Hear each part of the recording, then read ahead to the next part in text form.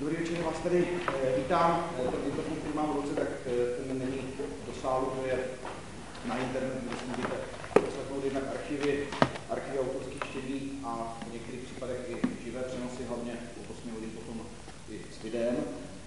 Já vás tady vítám na dnešním čtení Petra Repky, kterého tady srdečně vítám mezi námi. Sešli jsme se tady sice v humorním počtu, to se nedá přehlédnout, nicméně věřím, že o to pozornější publikum budete.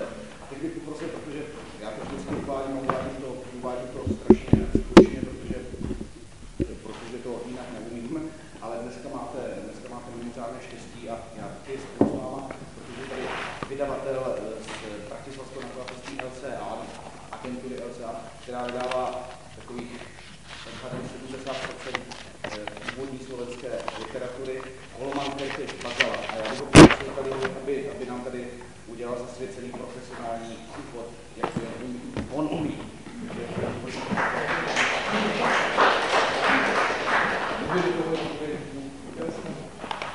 Ďakujem veľmi pekne. Niečo také, čo sme teraz svedkami, je podľa mňa prelomové.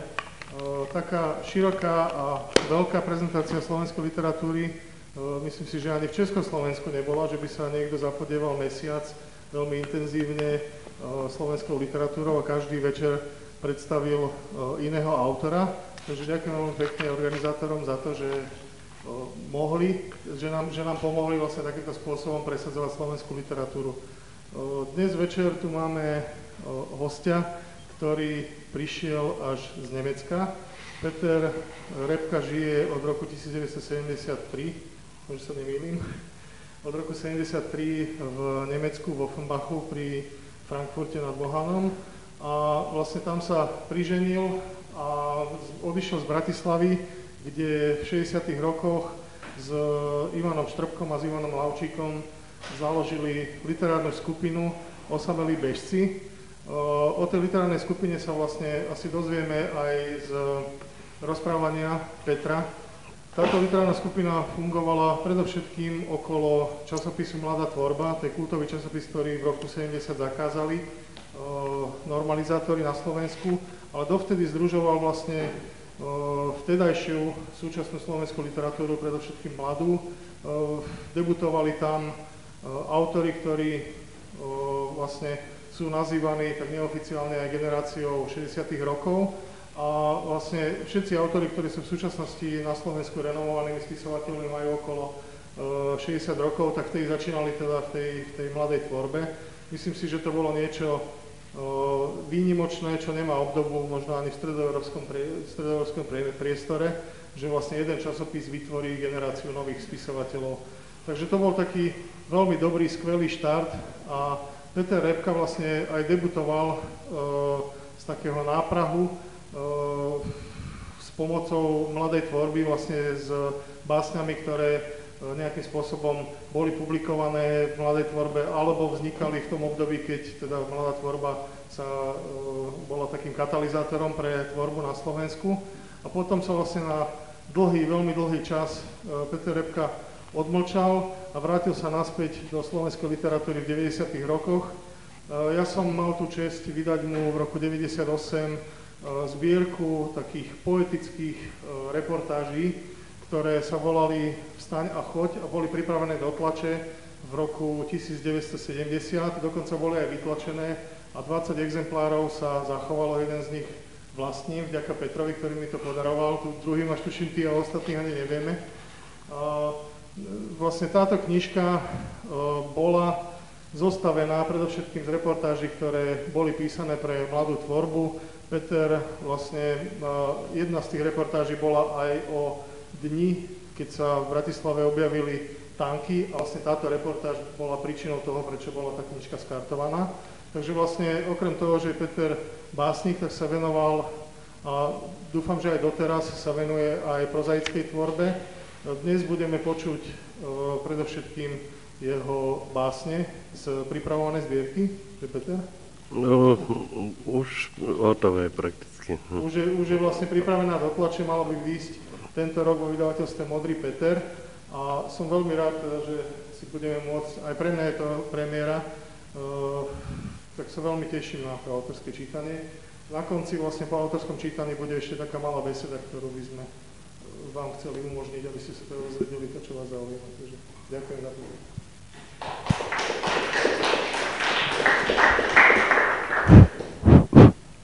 Neviem, či ten mikrofón funguje, ale ja myslím, že sme tu v takom intimnom prostredí, že to pôjde aj do mikrofónu. Počujete ma všetci? Pane Repko, on je ten mikrofon kvůli tomu internetu. To vlastně fajn, ale... dobre. Tak myslím, že sa budeme počuť. Milé priateľky, milí priatelia poézie, milí Brňáci. Strašne som rád, že som dostal pozvanie vystúpiť práve tu v Brne. Tešil som sa z toho a prišiel som.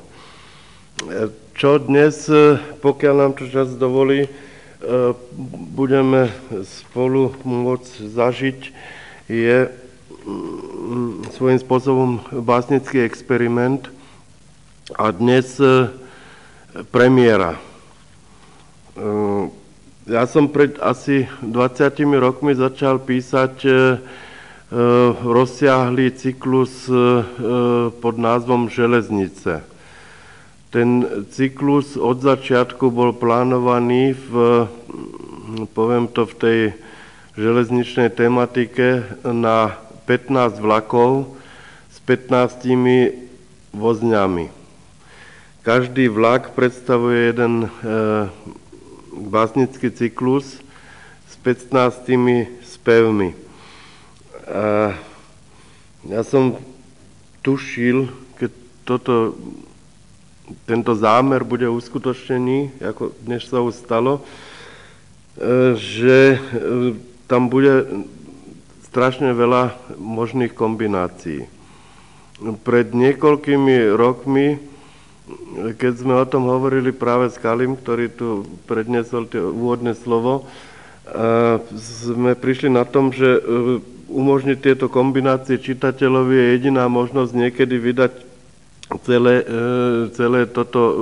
celý tento zámer na CD-ROM, kde by s určitým krátkym programom, kde by jednotlivý čitateľ poézie, čitateľka poézie mali možnosť si tieto vozne kombinovať do vlastných vlakových súprav. Vedel som, že tých možností je strašne veľa. Zhrozený som bol, až keď som môjmu švagrovi, profesorovi na Hamburskej univerzite, teoretickému fyzikovi, nechal spočítať, koľko týchto možností, teda 15 cyklov, každý s 15 spevmi, v vzájomnej kombinácie, koľko možností by dalo, tak on mi spočítal, že by to bolo 9,1 a niečo kráť na 22. Vychádzajúc z ľudských rozmerov 10 s potenciou 22 je 1 000 000 svetelných rokov. Vzdialenosť k susednej galaxii. Špirálové oblaky, posledné, čo môžeme za jasných augustových nocí vidieť voľným okom, veľký a malý megalenský oblak, to je práve tá potencia 10 na 22. Opačným smerom poznám iba do obrázky vzdialenosti 10 na minus 15. Mierka 1 formy. Na týchto obrázkoch sú zobrazené kvarky, ktorým sa iba začíname rozumieť. Čo je ďalej dovnútra matérie a ducha, ešte nevieme. To na úvod. A ja som si dovolil teda zo stávajúcich týchto všetkých vecí zostaviť jeden ten vlak pre vás. S predspevom, ktorý predchádza tomu všetkému. Predspev. pohľady, vybielené chrámy v ľadovcoch, vysekávať stopy z kroka na krok, získavať rozhľad na nástupišťach bez batožiny, zrkadlíme sa v sklách nezastavujúcich expresov, pohľady z hora do polí, do mihotu telegrafných stĺpov, mosty, magnety preskakujú tiesňavy, uvoľnené sústredenie pozorovateľov signálov.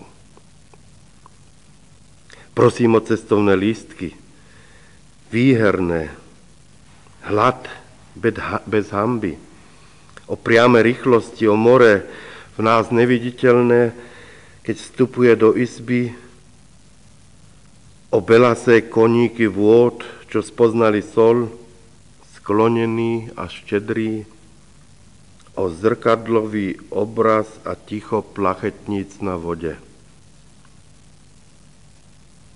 Za malátnych jarov, náhlym teplom, mladým vínom, za všetkých v cestách vegetácie, za zabudnutých skladoch liekov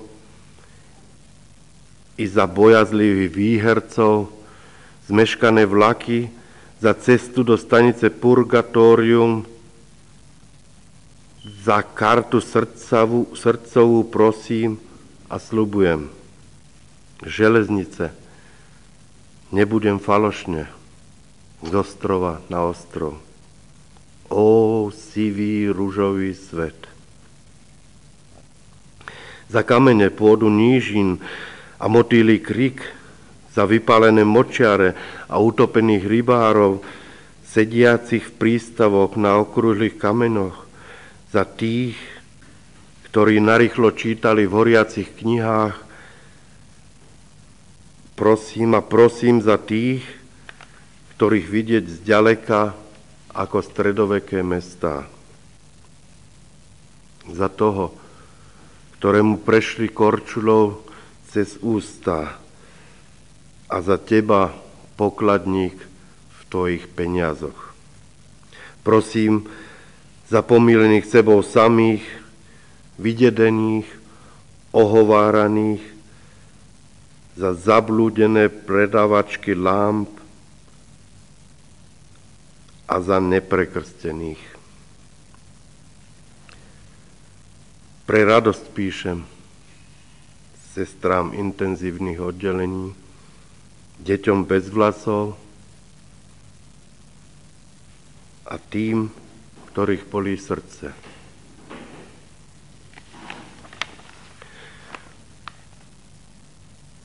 Prosím za vracajúcich sa a nečakaných, za prichádzajúcich a nevítaných, o okamih očí detí prosím.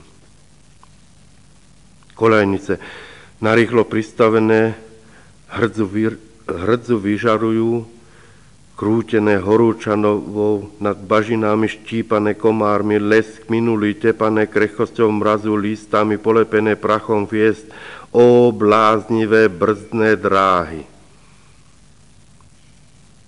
Perspektívy vo všetkých smeroch. Prosím o správne vedy, o vysvetlenie spletitosti železničnej siete Antarktídy, o križovatky, cesty hlavné a vedľajšie,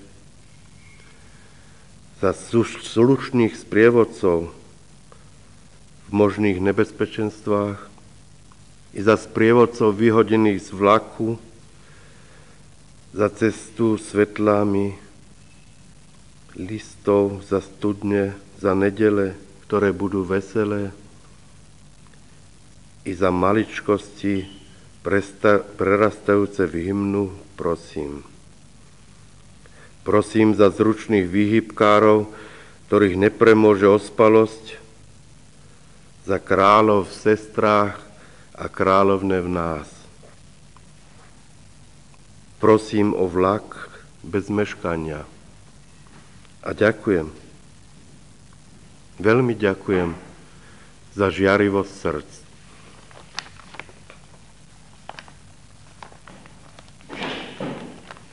Tak To bol ten predspev a teraz by sme pokračovali, pokiaľ nám to čas dovolí.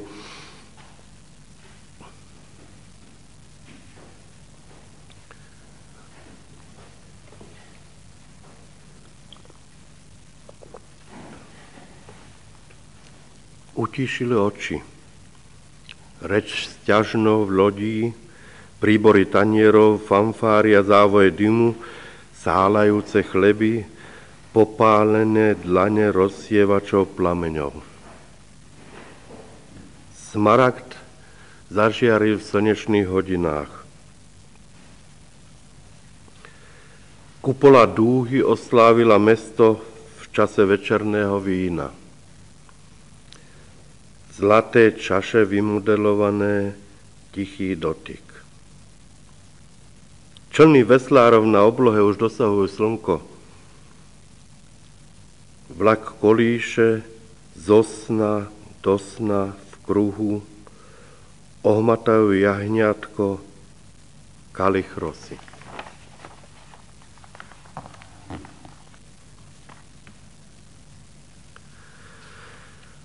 Už vyvolávajú v staniciach. Do Nitry. Prosím, nie. Mám rodinu v Trenčíne. Neodvrávať, slušne sa správať. Chceli ste cestovať, tak cestujte. Ďalší. Do Michaloviec. Mám chorú matku, som z Jacoviec. Nestrpím cestovný neporiadok. Chceš nie? Nie. Do čakárne s ním. Rozmaznaní sú cestujúci dnes. Kde je pes?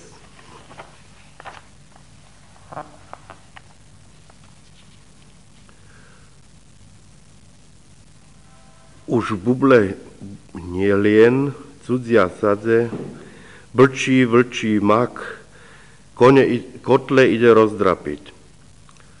Už kropia kolá, ich pažravosť. Zastavte vlak. Už topia hradlá, kolajnice klesajú, opona oparu padá. Na akú cestu odovzdávaš svoje ruky, v zimovnavosti nástupíš. Dvere sa zarosili, oči nevidno. Haláli vykláňajú sa, plačú, klobúkami obsadzujú miesta, dým plápolá ako smet. Už palia lúče v obratných pahrebách, už vyplácajú zradné. Vlak prechádza horiacim domom, plameniaci trepú krídlami. Nik nepovedal, kam cestujem.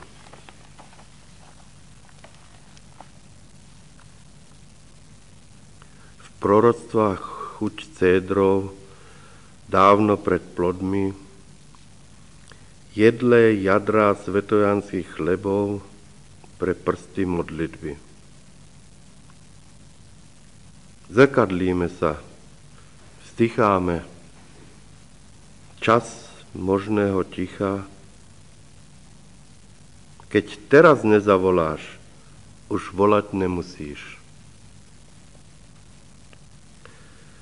Posledné cukríky pre mamu som kúpil v noci od ospalého predávača benzínu, tvrdé v plechovej krabičke.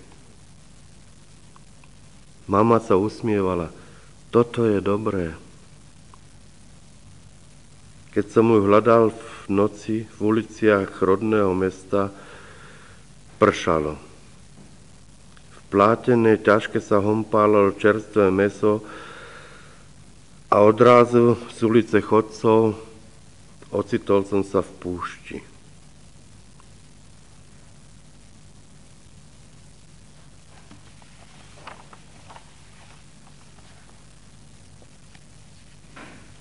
Prišla v bielej zásterke, kôpor rozváňal, v poliach píní zbierala zvončeky.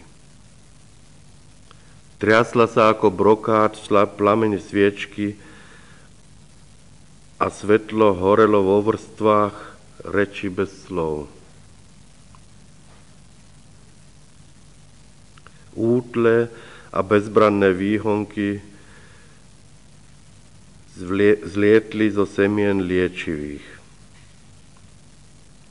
Ako v snoch som blúdil krajinami, triasol sa chladom, zastavil, precitol. Keď som zablúdil, ani snehu už nebolo. Kdeže by mama? A potom som ťa stretol.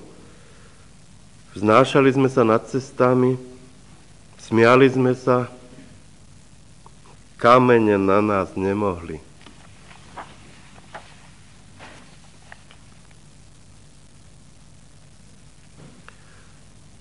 Tuláci, králi nástupišť, kráčali mostami, pochodovali v snoch, piesne pieskov dozneli, z očí v oči patriarchom prikývli, krajina bol dážď bez vody. Vyjasnieva sa, hradlár ostarel, chorých vtákov liečil lietať, praženicu si prihrieval na pražcoch, spával v palčiakoch, v tmách snežilo, celú noc odhadzoval, rukavici odfrkli prsty, ja v tých nociach doputujem. Nechali ho doslúžiť, domliec z posledného. Ešte deň pred smrťou vyhrabával klince zo snehu. Akou krajinou prechádza vlak? Kto pomôže s kufrom? Aký vták?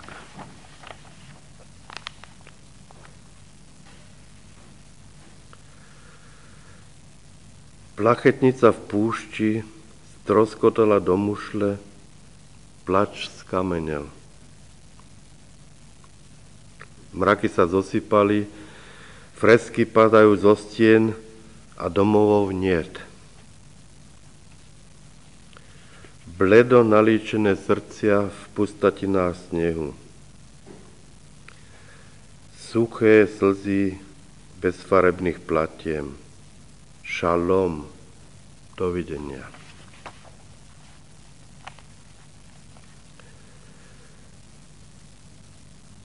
Maslový chlieb s medom? Za dušu ponúkam viac. Blázon je král, rozvalenie telo karnevalu, nič mu nie je sveté, pán z prievodov, čert davu. Vajíčko padá a nerozbíja sa, pevné, elastické, nafúkujúce sa. Zástupy sami v sebe blúdia mestom, trupy bez nôh, bez rúk, bez všetkého, v košíkoch odchádzajú na povolené prechádzky a dav postupuje, zapáchajúce škrupine, k hlavnej správe zábav. S požičovňou kostýmov a so skladom vyznamenaní za povinnú veselosť. Cestujúci natlačení pri dverách si nevšimnú, ako im vlak uvoľňuje miesta. Kde je dosť miesta, dotknú sa milujúci a sprievodca sa spýta: zabudli ste prestúpiť?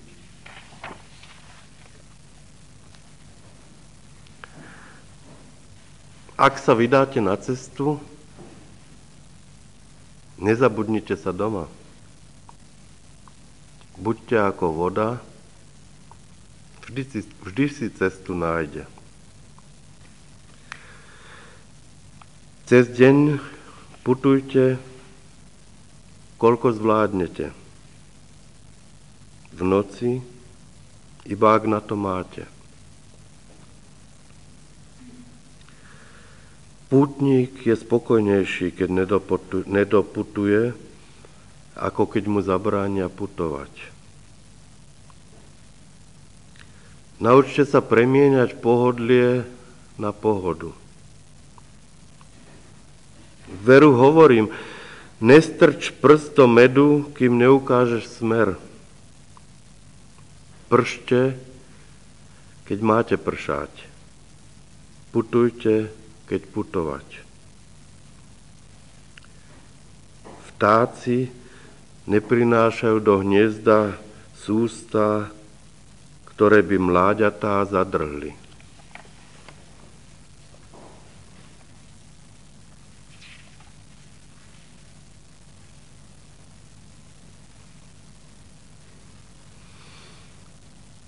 Obárali sme tí prasatá v první svetovej válce, kákra, to maso praskalo, tí párky, klobásky na desátku mozeček. Lámka kvári v kostiach puká, kdože pekné slovo povie. Ktorý tam máte jebnutý razítko, dostanete uniformy a všechny tí sajrajty. Správne, komandant. Zohnal som nepresné mapy, ale ty si nezohnal žiadne. Čo očakáva toho, ktorý prinesie presné mapy? Petře, od tých bombónov je mi nejak ťažko. Petře, písmeno U s kolečkem.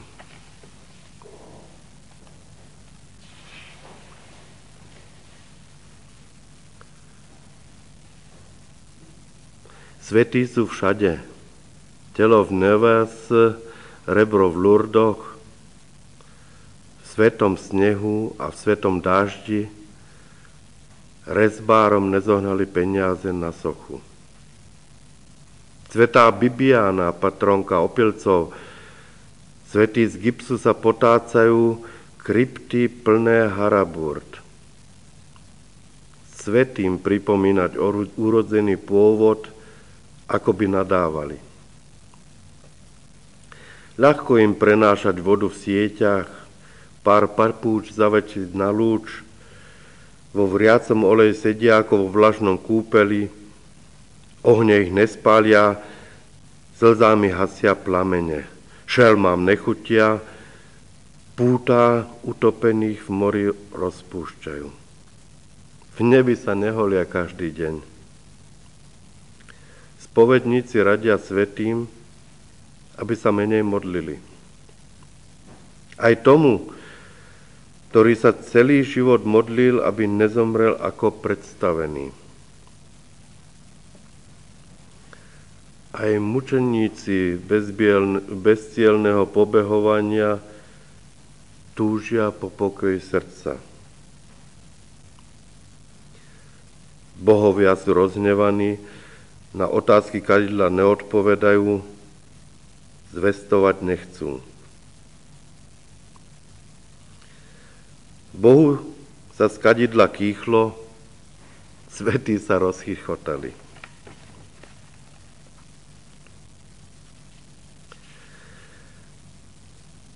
Anjeli hrajú domino, len tak, kto vyhrá. Klakol si svoje dobrote,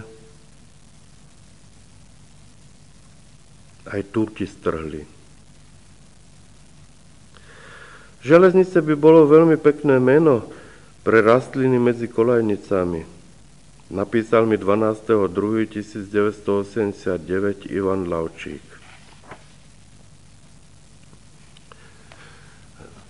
Malá poznámka teraz. Ďalšia básnička je venovaná slovenskému režisérovi Elovi Havetovi, ktorý zomrel skôr, ako mohol dokončiť svoje dielo.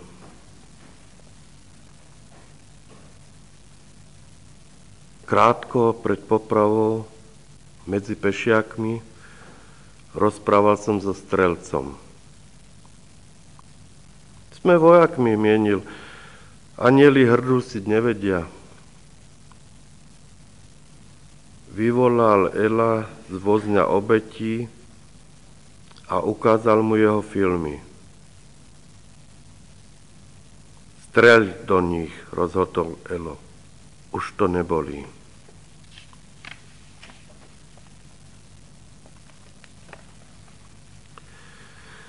Kde sú ruky, ktorých sa držíme, keď si hladíme do očí? Svätá Edith Stein, Posledná cesta železnicou.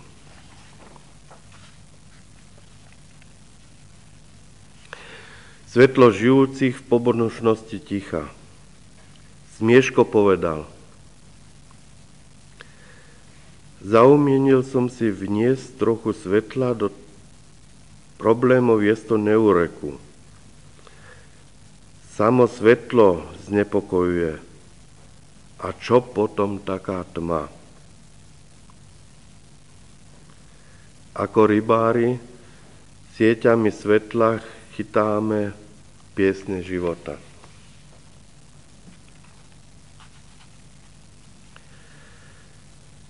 Námestie plné unavených posolstiev. Anjeli v hrobe potichu Ježiškovú kašičku varia. Hluchoty napísaného sme sa zbavili. Hlučnosť rozhovoru sa vracia. Keď sa zotmie, mal som byť dávno v nebi. Som viac ako srieň? A aký je štvrtý rod jazyka? Pozemok je konečný, záhrada je nekonečná, napísal Ivan.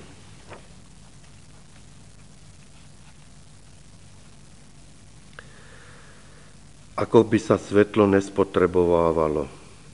Ako by sme sa klzali po lúčoch, zvony, ozveny. Lúče vyskakujú z oceánov, to sú rána, sláva nás nestihne, nestačí za nami. Už sme si odvykli starosť o kroky, svetlom sa umývame.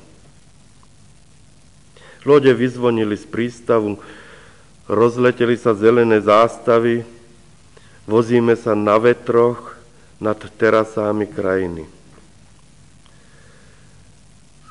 Slnečný most v mle. Maratonci bežia, ich dých bledomodré hortenzie. Prijali sme sny medzi seba, železnice plachtiace s pevom, med, víno, hrozienka. Ako je nám dobre, keď sú ľudia dobrí.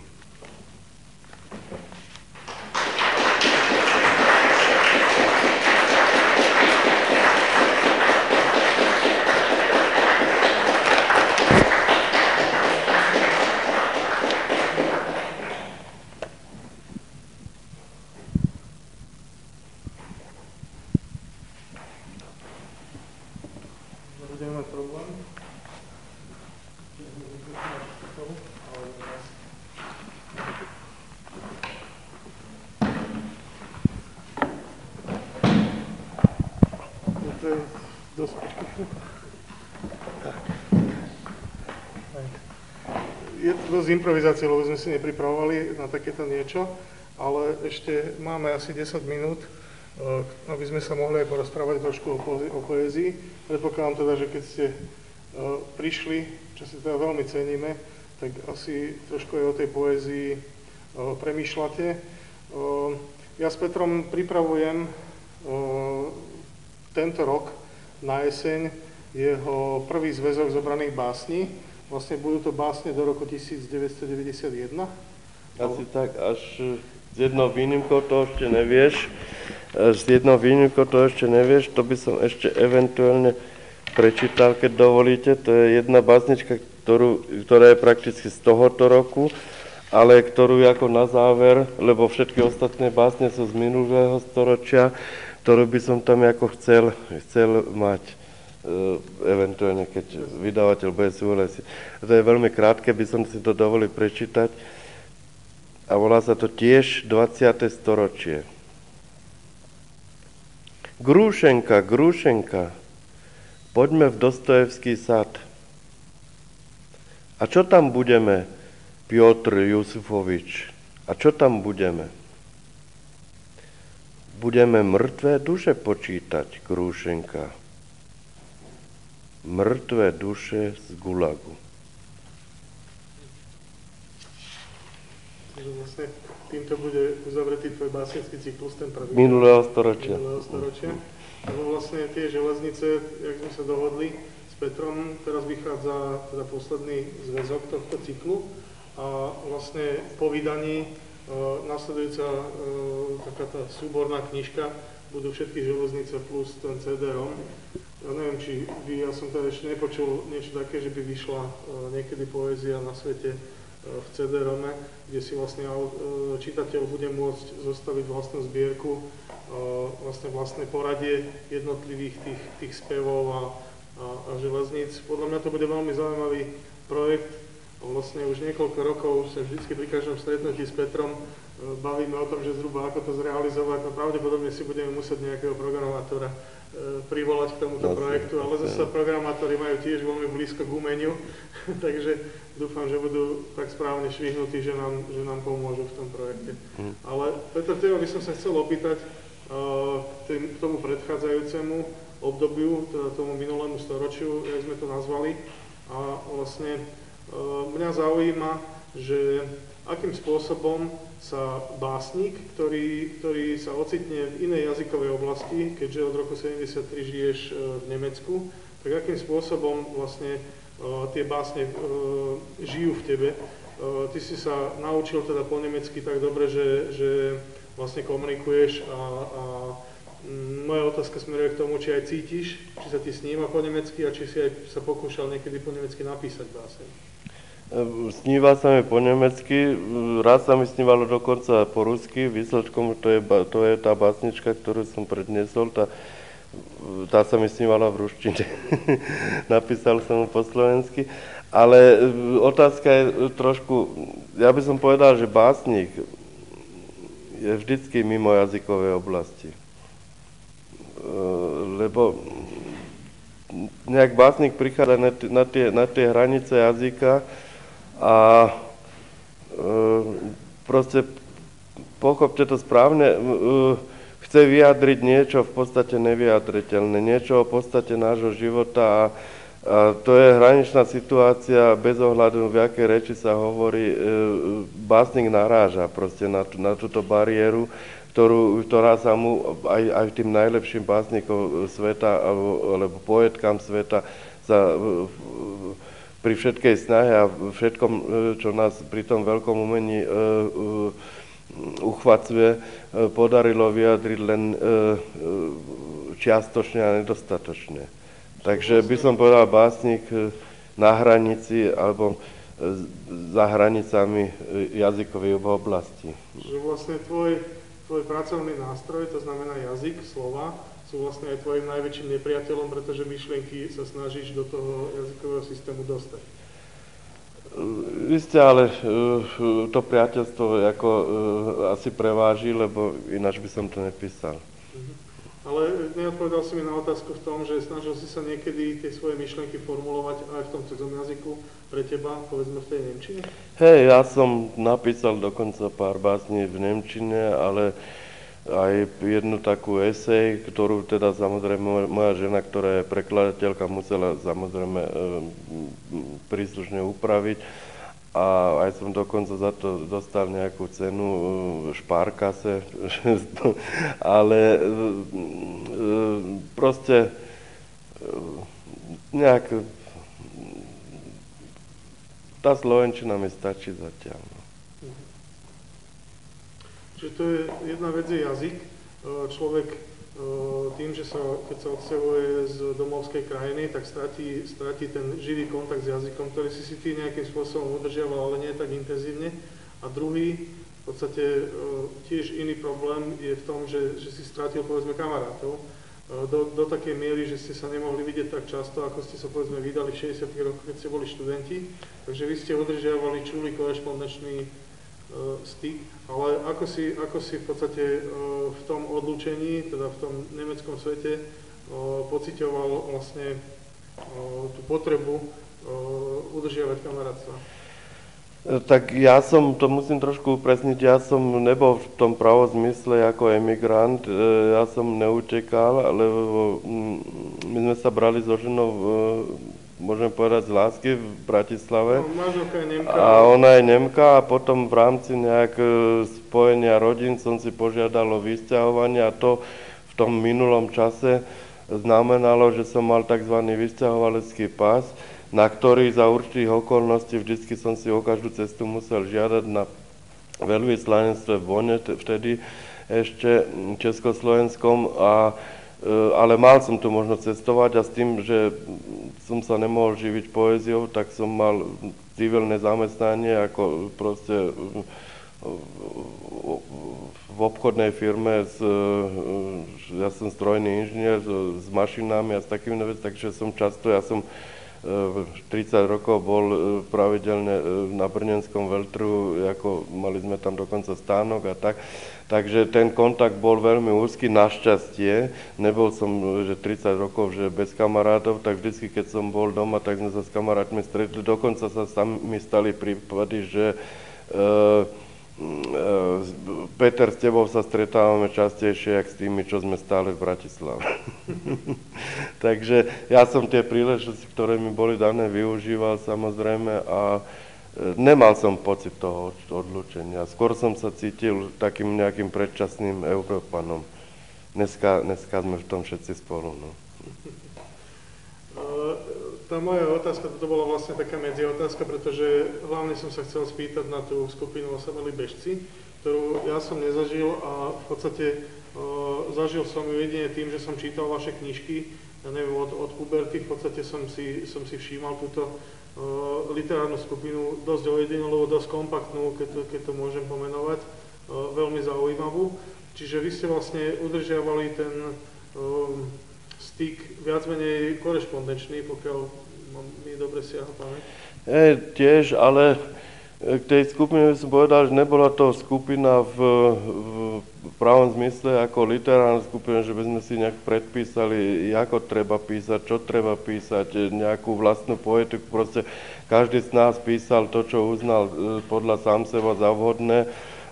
Priatelia to akceptovali. A bola to skupina založená skôr na takom etickom princípe, ako tu bolo v tých veršoch, čo som povedal, ako je nám dobre, keď sú ľudia dobrí. No, my, tí traja kamaráti, sme na seba boli dobrí a sme dobrí doteraz, aj keď Ivan už nežije, Ivan Lavčík, no a aj tak sme dobrí na seba. A toto nás držalo a mnohí ľudia to nechápali na Slovensku. Mne napríklad, keď po rokoch v 92. v slovenskom spisovateľi chceli vydať knižku, tak ten redaktor, ktorý pripravoval tú knižku, tak sa ho spýtal, čo má písať na tú záložku, že či tá skupina existuje. Hovorí, samozrejme existuje, my sme kamaráti. Ne? No a myslím, že práve toto, že v rôznych dobách, keď ľudia si nedôverovali, keď ľudia, aj v dnešných dobách, keď zase to ide iným smerom, že zase sú iné starosti, ja neviem, zháňka za samotným zamestnaním a toto. Takže to priateľstvo je veľmi dôležité a myslím, že toto, okrem toho, že mnohým ľuďom sa aj naše veci, ktoré sme písali, páčili. Myslím, že toto vlastne vytvorilo popularitu skupiny, že sú ľudia, ktoré sa kamarádia, ktorí sa majú radi, ktorí robia všetci traja to isté a pritom sa navzájom uznávajú. A myslím, že to boli hodnoty, ktoré nejakým spôsobom uviedli tú našu skupinu aj v minulosti a našťastie aj dnes do povedomia verejnosti. A čítali ste si navzájom svoje básne ešte predtým? Nie. Čítali, ale čítali teda z textov, ale nie, že čítali jeden druhému. Jasné, ale tak, čiže ten styk bol viac menej. Myslím, že to ukončíme, lebo ďalšie podujatie začína. No, ja som to povedal.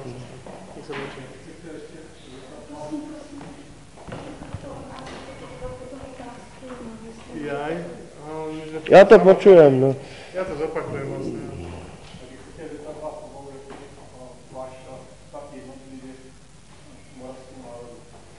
Takže otázka z publika bola, Peter, že aký je tvoj vzťah k moravským národom?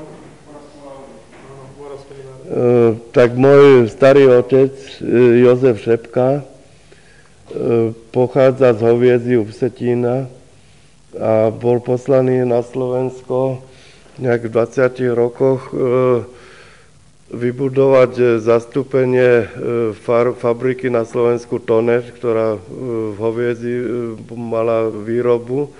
V Chocholnej pri Trončine ho vybudoval.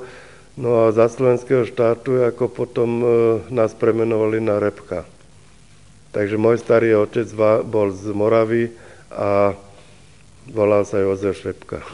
Tak myslím, že viac hovoriť nemusím. No, ja, keďže som 3/4 Maďar, alebo 4/4 Slovák a venujem sa vo vydavateľskej činnosti výhradne slovenským spisovateľom už 14 rokov, takže vidíte, aký vzťah má Maďar ku Slovákom. A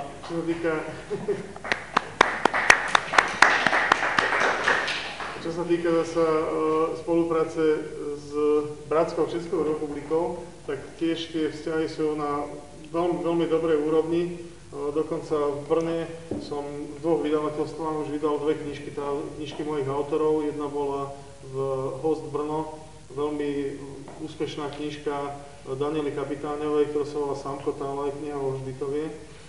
Tá vyšla minulý rok a minulý rok tiež vyšla vo vydavateľstve Petrov taká knižka, taký zborník súčasných slovenských moderných autorov, ktorá sa volá Roger Kroviak, to je taká zbierka paródií. A vlastne všetky prezentácie, no v Brne som už mal aspoň 5 alebo 6 takýchto prezentácií a veľmi dobre sa mi sem chodí. Nielen kvôli tomu, že je blízko, ale v podstate cítim takú mentálnu blízkosť. A keď môžem prezradiť aj také, tak takisto chodím aj do Prahy, ale viac mi sedí to Brno, takže takýto je môj vzťah k Moravánom.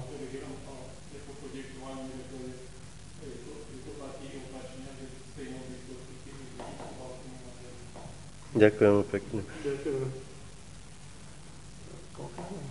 No, sa blíži 8. Ešte máte nejaké otázky?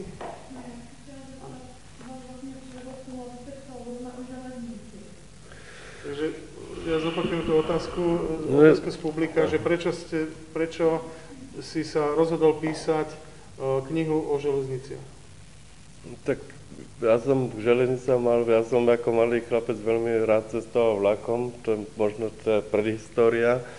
No a potom v čase teda, keď ako som nepublikoval, a to musím upresniť, nikto mi nikdy nezakázal publikovať, proste, ale bola doba, keď nikto do mňa nič nepýtal a ja som nikomu nič neponúkal. No a v tom čase som si nejak tých 85. som povedal, pred 20 rokmi som si nejak uvedomil, že proste, keď chcem písať poéziu ďalej, aby z toho nevznikla nejaká príležitná lyrika, ja mám proste aj básne, čo som napísal priateľov, otcovi, matke, k nejakému životnému jubileu, ale aby nezostalo u toho, tak som cítil, že si musím utvoriť nejaký plán. A ten plán som si vytvoril takú sieť, taký ako cestovný poriadok, ako z toho už od železnici nebolo ďaleko, to bolo proste taká ako krížovka, 15x15 a to bolo tých 15 vlakov s 15 spevmi a vtedy mi prišla tá práve nápad, že všetky tieto jednotlivé vozne sa dajú kombinovať, no a od toho k tej téme železnic nebolo ďaleko. Okrem toho, odjak živa mám rád pohyb a v tom zmysle ako...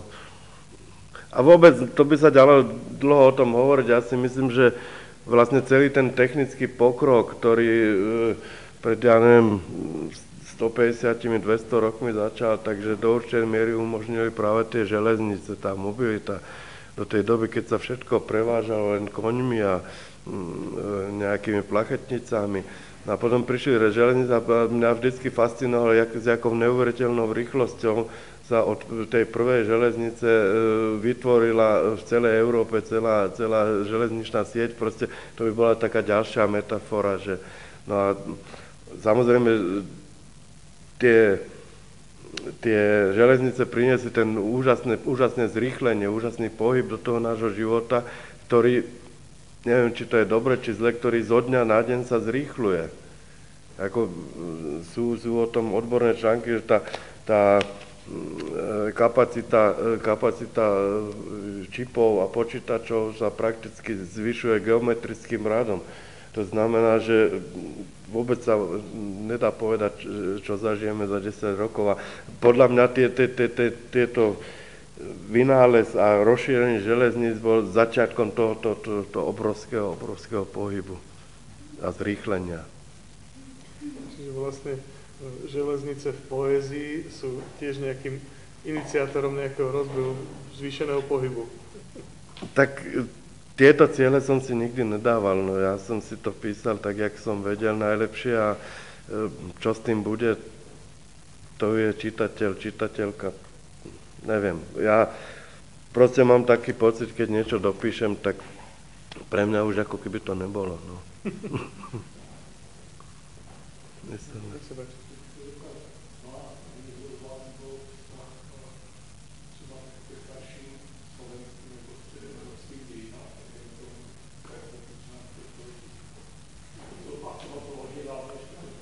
Otázka z publika je o tom, že aký je tvoj vzťah k starým európskym dejinám, povedzme 13. a teda tie staršie storočia.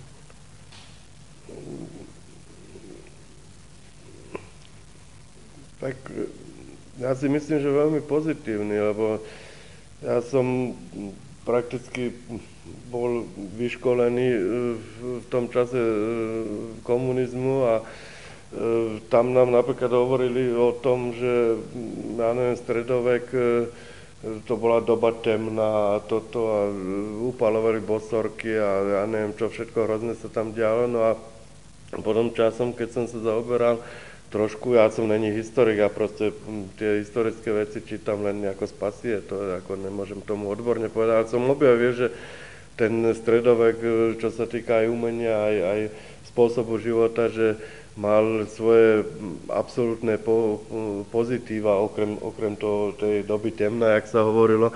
A takže ja to berem tak, pokiaľ je mi to dostupné, pozitívne. Mňa fascinuje proste na tých starých dejinách to, že sme dokázali fungovať alebo existovať bez toho, aby sme si určovali nejaké hranice.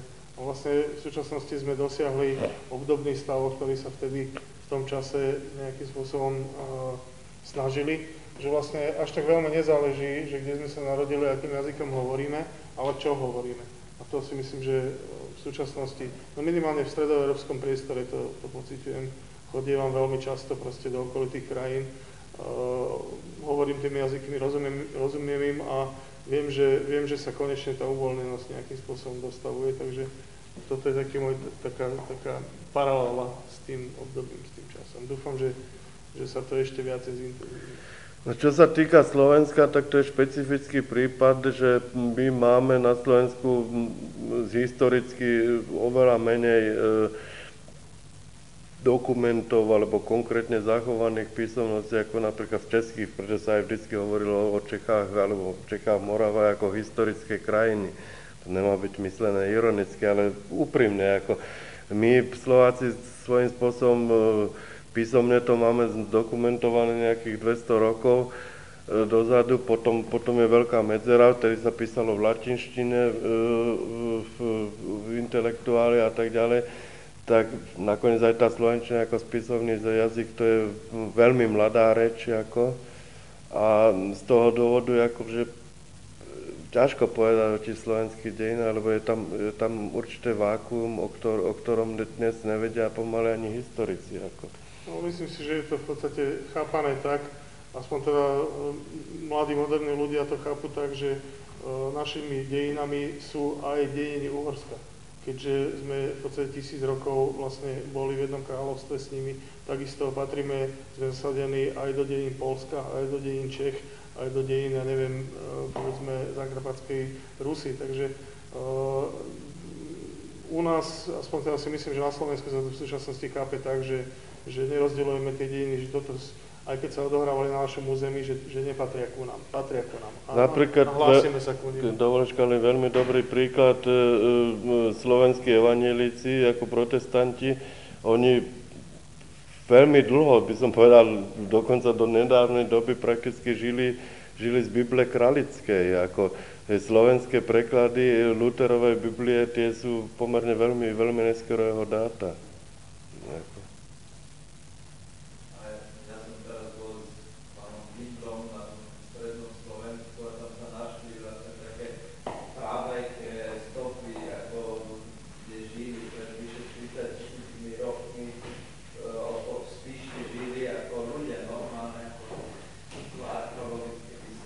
Áno, ale to máš pravdu, ale či to boli Slováci, to asi... Keď máme veselo ukončiť tú debatu, tak Slováci tu už žili pred 30 000 rokov. Nech sa páči.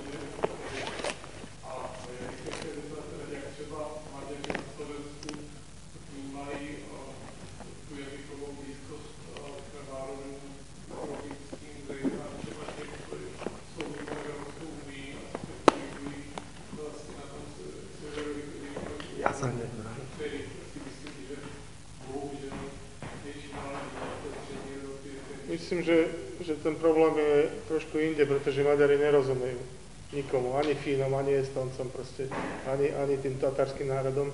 Neexistuje nič, ani kontextuálne. Proste Maďari sú totálne osamotení v Európe, takisto, jak sú, ja neviem, Albánci osamotení, že nemajú proste jazykovo nikoho príbuzných. A možno preto bola tá maďarská ríša taká silná a dlhoveká a udržiavali si to a v súčasnosti aj tiež je nejakým spôsobom udržiavaná. Možno z toho pocitu osamotenosti historickej. Ale ja s tým až tak veľa nemám, pretože ja sa necítim proste príslušníkom nejakého národa, ale som proste obyvateľom regiónu, v ktorom žijem a beriem to tak takisto dobre hovoriť po polsky, proste ako po maďarsky a po česky, po slovensky. Ale nemyslím si, že to sú skôr vlastne, keď narážate na tie problémy, tak skôr politické ako ľudské. Si myslím, že sú viac menej vykonštruované. Keby mali byť nejaké problémy. Neviem, dosť ťažko sa to vysvetľuje, lebo neviem, povedzme, to patrí do 19. storočia, podľa mňa, tie pocity. V súčasnosti by sme už mali asi rozmýšľať trošku inak, ako skôr integrovanie, ako separovanie.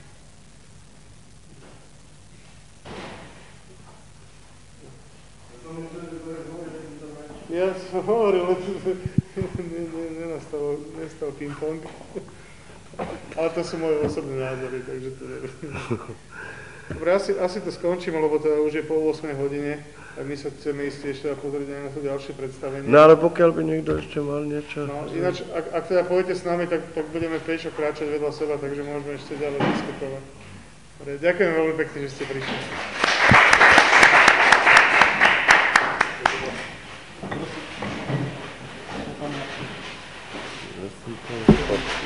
Odložíme sa.